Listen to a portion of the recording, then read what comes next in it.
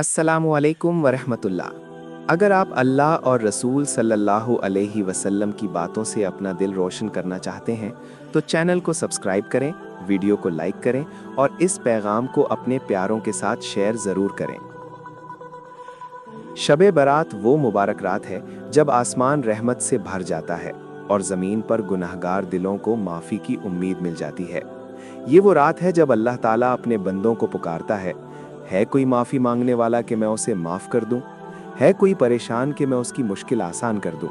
और जब ये बरकत वाली रात गुजर जाती है तो उसके बाद जो शब बारात का रोज़ा आता है वो सिर्फ भूख और प्यास का नाम नहीं होता।